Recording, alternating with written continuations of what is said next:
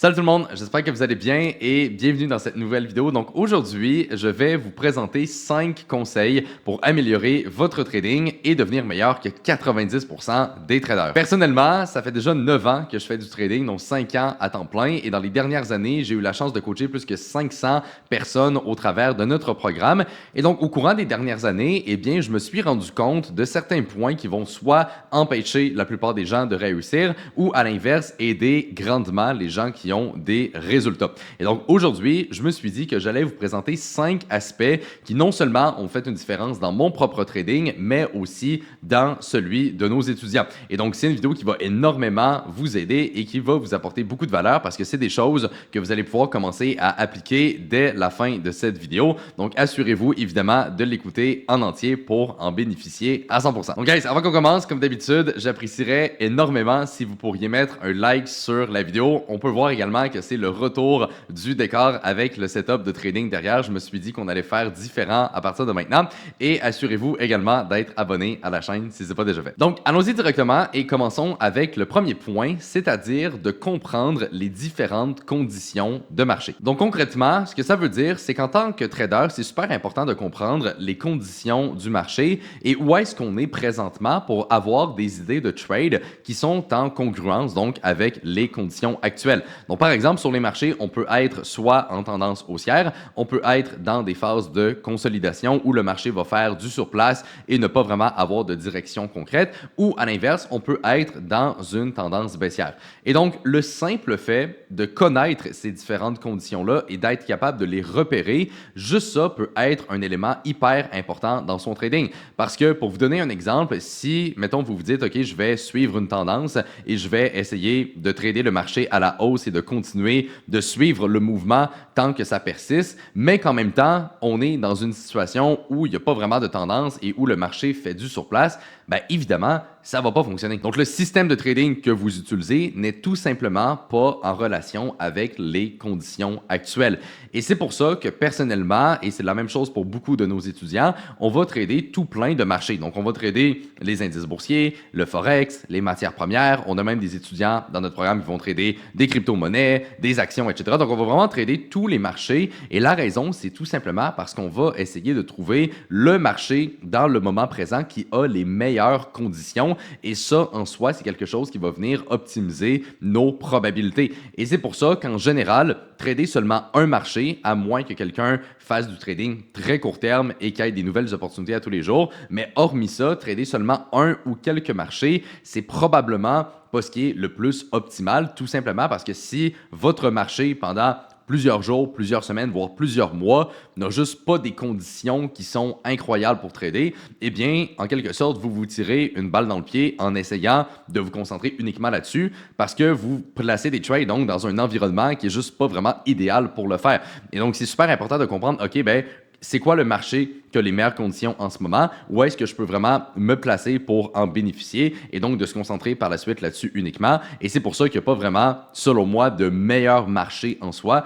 Ça dépend des conditions, ça dépend de l'environnement dans lequel on est. Et donc, votre travail en tant que trader, c'est de premièrement repérer cet environnement-là et par la suite vous placer en conséquence de ça. Ça, c'est vraiment l'une des erreurs que je vois le plus souvent les traders débutants faire, c'est-à-dire qu'ils vont vraiment se concentrer sur un seul marché. Donc, ils vont se dire, par exemple, OK, moi, je trade le Forex et ils vont juste faire ça. Puis souvent, il n'y a même pas vraiment de raison de pourquoi ils tradent le Forex uniquement. Souvent, c'est des raisons plus émotionnelles ou arbitraires. Et donc, ben, par la suite, s'ils se concentrent uniquement là-dessus, mais que dans le moment présent, eh bien, le marché qu'ils regardent n'optimise pas vraiment les probabilités vu qu'il n'y a pas vraiment de direction fondamentale concrète, eh bien, ils vont se retrouver à essayer de trader un marché qui fait du surplace et où il n'y a pas vraiment d'opportunité. Et par la suite, quand ça ne fonctionne pas et quand ils n'ont pas de résultats, ben, ils vont se poser la question, ah mon Dieu, c'est quoi qui ne fonctionne pas? Est-ce que ma stratégie n'est pas bonne? Est-ce que je fais des erreurs ou quoi que ce soit? Alors que peut-être que c'est vraiment juste l'environnement du marché que vous tradez qui n'est juste pas optimal dans le moment présent. Donc, donc, le meilleur conseil que je peux vous donner par rapport à ça, c'est observer plusieurs marchés. On veut avoir une certaine vision générale de tout ce qui se passe dans le monde, dans l'économie et sur les différents marchés. Et par la suite, basé sur cette compréhension-là, vous allez être capable de choisir beaucoup plus intelligemment donc le marché que vous allez trader dans le moment présent qui a les meilleures conditions et qui va offrir le plus de probabilités de réussite. Et donc, le simple fait de faire ce travail-là au début, c'est quelque chose qui va vous aider à filtrer les trades et donc, ultimement, de vous concentrer sur les meilleures opportunités et d'avoir le plus de chances possible d'être rentable, tout simplement. Donc, pour vous illustrer graphiquement ce que j'explique en ce moment, on peut, par exemple, regarder le S&P 500 et comme on peut voir à l'écran, eh bien, depuis des mois et des mois, on est en tendance haussière. Donc, on voit qu'on a des très bonnes conditions de marché, tout simplement parce qu'on continue de monter, notre fondamental est encore haussier, l'économie en général va bien, etc. Peut-être qu'on commence à voir un petit peu de ralentissement et le début d'une correction, ce qui est tout à fait possible, mais donc en général, je pense qu'on est tous d'accord pour dire qu'on reste haussier sur les marchés et donc ça nous offre des conditions qui sont très intéressantes pour trader parce que si justement on est capable d'avoir une correction, et bien par la suite, on peut prendre une opportunité dans cette correction-là et jouer le marché à la hausse. Donc ça, c'est un exemple qui, à première vue, semble quand même assez intéressant puisqu'on a une direction qui est assez précise. Mais à l'inverse, on pourrait regarder, par exemple, un marché comme le pétrole où ce qu'on voit que depuis plusieurs mois, eh bien, il n'y a juste aucune direction. Ça fait du surplace, ça monte, ça baisse, ça monte, ça baisse. Bref, on manque vraiment de direction. Et donc ça, c'est un environnement de marché qui est beaucoup plus difficile à trader. Et donc, le simple fait d'être capable de reconnaître ça, eh bien, comme j'ai dit, c'est quelque chose qui va vous aider à filtrer les trades, prendre les meilleures opportunités et ultimement devenir rentable sur les marchés. Le deuxième conseil que j'ai à vous partager aujourd'hui, et ça va un peu dans la même idée que le premier, c'est-à-dire qu'il faut vraiment filtrer le plus possible les opportunités. On y pense vraiment. C'est quoi l'objectif premier d'un trader? Eh bien, la réponse, c'est d'optimiser ses statistiques. Et quand on parle de statistiques, on va se référer principalement à deux données, c'est-à-dire le taux de succès sur ces trades et le risk-reward ratio. Donc, premièrement, le taux de succès sur ces trades, c'est tout simplement le nombre de trades que vous allez gagner sur ça en pourcentage. Okay? Donc, si vous gagnez, par exemple, 70% de vos trades, eh bien, vous gagnez 70 trades sur 100 et les 30 autres sont des trades perdants ou des trades à break-even, etc. Okay? Donc, ça, c'est le taux de succès. Et ensuite de ça, la deuxième donnée à regarder, c'est ce qu'on appelle le risk-reward ratio ou en français, le ratio entre le gain et le risque moyen sur vos trades. Donc, par exemple, si vous avez un risk-reward de 2 pour 1, ça veut dire que vous allez gagner 2 fois plus en moyenne que le montant que vous allez risquer sur vos trades. Et donc ça, c'est les deux données à optimiser pour avoir une rentabilité en trading et avoir les résultats donc qui sont les plus intéressants possibles. Et donc, la façon qu'on va venir optimiser ces statistiques-là, c'est tout simplement en filtrant le plus possible les trades et en prenant uniquement les meilleures opportunités. Et ce que je vous explique en ce moment, on pourrait faire une comparaison que je trouve très intéressante. Pour moi, le trading, c'est exactement comme un sniper.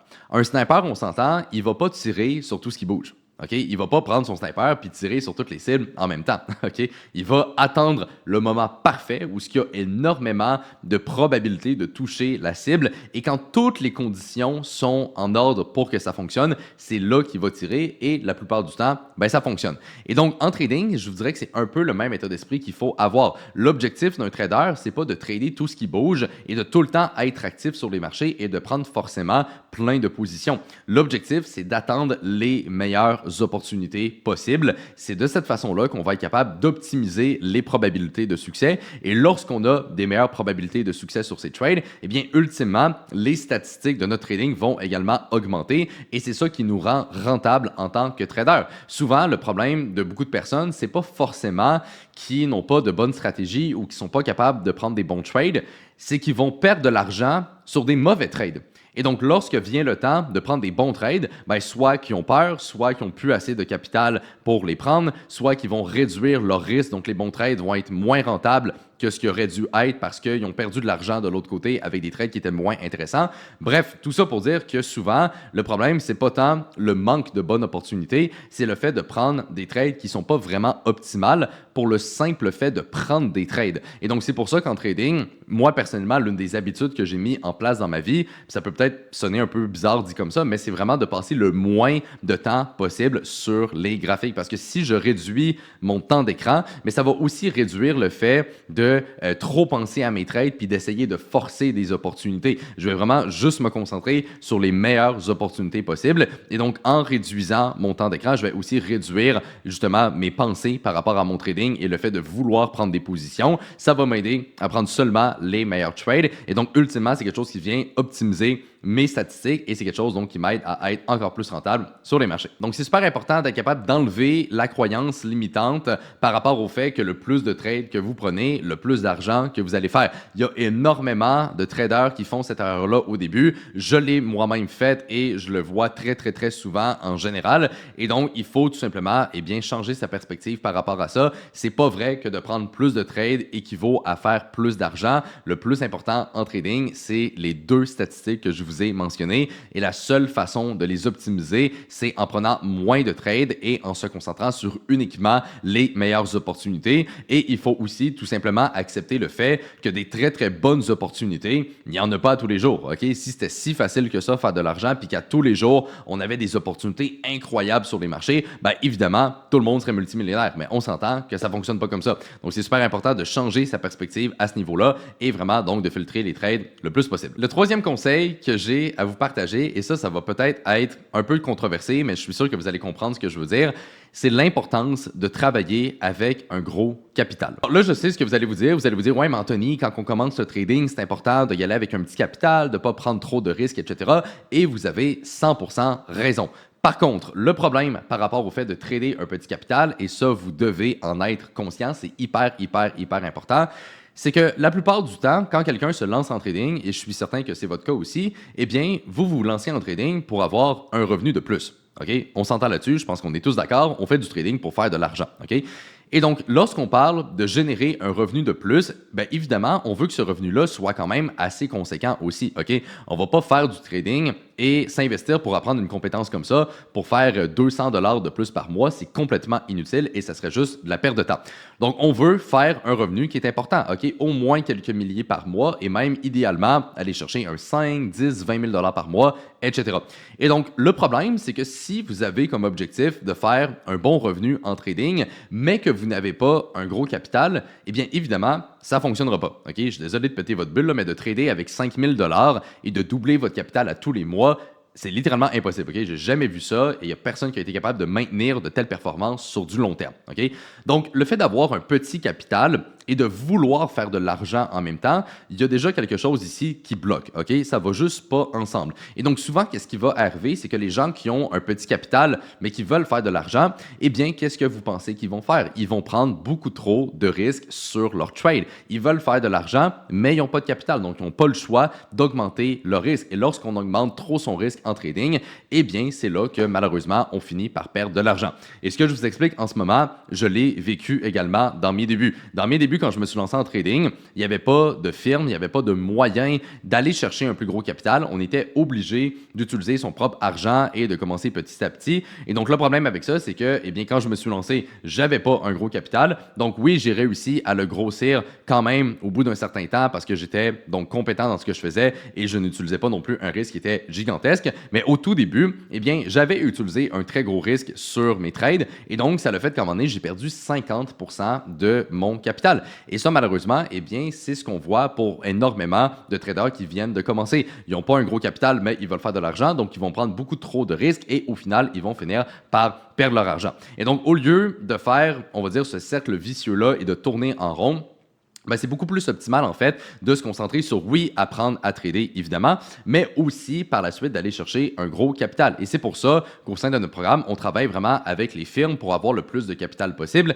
Les firmes, c'est tout simplement des entreprises dans le domaine du trading qui offrent la possibilité de trader un plus gros capital. On parle de potentiellement plusieurs dizaines, voire des centaines de milliers de dollars. Et donc, évidemment, quand on trade, par exemple, sur un compte à 100 000, 200 000, 300 000, 500 000, eh bien, là, on a un capital qui a de l'allure et on n'a pas besoin de prendre des énormes risques ou d'avoir des performances hyper impressionnantes pour générer des très bons montants. Et donc, c'est exactement ce qu'on va mettre en place. OK? Au lieu d'utiliser un petit capital et d'essayer de surperformer et d'avoir des résultats juste incroyables, on va oublier cette idée-là et on va, au lieu de faire ça, donc aller chercher un gros capital et avoir des performances qui sont beaucoup plus réalistes. Et donc, c'est comme ça qu'on va être capable non seulement d'être constant, mais en plus d'avoir un bon revenu en en trading. Et si jamais ce que je vous explique en ce moment, c'est-à-dire le fait de trader pour des firmes, si c'est quelque chose que vous connaissez pas, je vous invite à regarder le premier lien dans la description de cette vidéo et ça va vous amener vers une autre vidéo où j'explique beaucoup plus en détail comment ça fonctionne au niveau des firmes et également c'est quoi les étapes qu'on va mettre en place pour réussir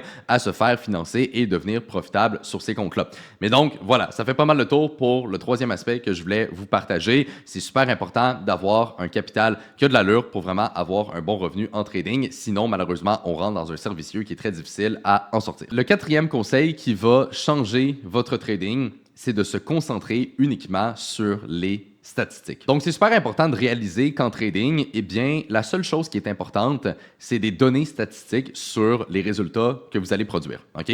Donc, mon opinion ou même votre opinion, on s'en fout. Ça veut absolument rien dire et ça n'a littéralement aucune importance. OK? Le plus important en trading, c'est d'avoir une stratégie qui, mathématiquement parlant, optimise les probabilités et vous permet donc d'être rentable. Et la façon qu'on est capable d'évaluer ça, eh bien, c'est en collectant des données, tout simplement. OK? Donc, au fil du temps, lorsque vous allez trader, eh bien, vous allez devoir remplir ce qu'on appelle un journal de trading. Donc, souvent, ça se fait par exemple sur un fichier Excel où vous allez tout simplement rentrer les trades que vous allez prendre et également le résultat de ces positions-là. Et lorsque vous allez avoir pris des dizaines, voire des centaines de trades, eh bien, c'est là qu'en général, vous allez être capable de regarder les statistiques de votre trading et de vous dire, ah, OK, ben ça, c'est rentable, ça fonctionne moins bien, ça, je peux peut-être optimiser ça, etc. Et c'est comme ça qu'au fil du temps, eh bien, vous venez à optimiser votre trading. Moi, c'est exactement ce que j'ai fait dans mes premières années en trading. Au début, je n'étais pas certain que la façon que j'allais trader fonctionnait vraiment. Et donc, ben, au lieu de changer tout le temps de stratégie ou au lieu de croiser les doigts que je sois profitable, eh bien, j'ai tout simplement suivi mes résultats pendant des années et des années. Et même encore aujourd'hui, c'est quelque chose que je fais d'ailleurs. Et donc, avec ces résultats-là, eh bien, mathématiquement parlant, je suis capable de voir est-ce que je suis rentable, oui ou non.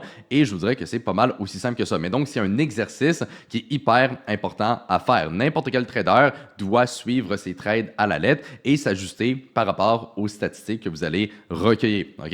Et donc, si votre trading est rentable, tant mieux. Il faut juste par la suite respecter le système et normalement, ça devrait bien aller. Et si vous vous rendez compte que votre trading n'est pas rentable, eh bien, il faut tout simplement apprendre un meilleur système. OK? C'est vraiment aussi simple que ça. Le trading, c'est d'avoir un système qui fonctionne et d'avoir la discipline de le respecter. Donc, si vous n'êtes pas rentable en ce moment, c'est soit parce que votre système ne fonctionne pas ou alors que vous n'avez pas la discipline pour respecter le système. C'est vraiment aussi simple que ça. Et lorsque vous savez lequel de ces deux points ne fonctionne pas, eh bien, par la suite, vous allez être capable de travailler là-dessus pour améliorer vos résultats. Mais donc, la seule façon de découvrir lequel de ces deux aspects-là peut être manquant, eh bien, c'est en ayant des statistiques et en regardant, OK, est-ce que le système mathématiquement parlant fonctionne? Donc, est-ce que c'est moi qui le respecte mal? Ou alors, est-ce que le système en lui-même que j'ai appris vient juste pas vraiment optimiser les probabilités? Et donc, est-ce que je dois apprendre un nouveau système pour devenir rentable? Et donc, lorsque vous avez justement les données devant vous, eh bien, c'est comme ça que vous allez trouver la réponse à cette question et donc, ultimement, progresser vers la rentabilité. Et le dernier conseil que je voulais vous donner pour la vidéo d'aujourd'hui, c'est un point que je répète constamment, mais je tenais à le redire encore une fois,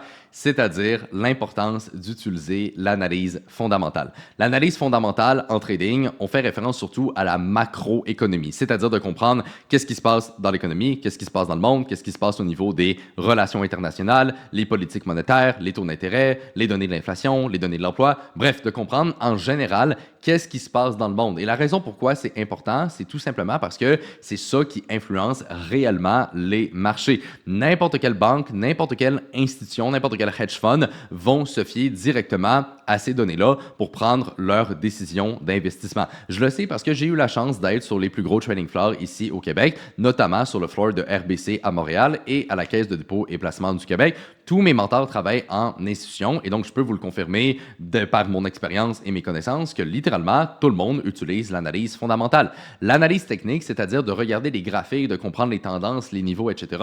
Oui, c'est quelque chose qui est important et c'est quelque chose que je fais également. Par contre, ce n'est pas une finalité, mais bel et bien une seule étape du processus. Et si vous faites uniquement de l'analyse technique, mais que vous n'avez aucune base fondamentale qui vient soutenir vos idées de trade, eh bien, les chances d'être rentable avec ça sont extrêmement faibles. C'est pas non plus impossible, mais c'est définitivement pas ce qui va optimiser vos probabilités et votre trading va être juste beaucoup moins intéressant en général. Donc, si vraiment on veut améliorer ses résultats et devenir un trader professionnel, on n'a pas le choix d'utiliser l'analyse fondamentale. Donc, personnellement, et c'est aussi comme ça que les institutions vont travailler, l'analyse fondamentale, c'est ça qui donne la direction au marché. Est-ce qu'on pense que le marché va monter, rien faire ou baisser? Et donc, une fois qu'on a notre direction fondamentale, eh bien, l'analyse technique va juste nous donner en fait un point d'entrée. Quand est-ce qu'on va se positionner par rapport à notre idée fondamentale? Et donc, une fois qu'on a ces deux analyses-là et qu'on les met ensemble, eh bien, c'est comme ça qu'on peut donc optimiser les probabilités et avoir les meilleurs trades possibles. Donc voilà, guys, c'est pas mal ce qui fait le tour pour les 5 conseils que je voulais vous partager aujourd'hui. C'est vraiment 5 éléments qui sont hyper importants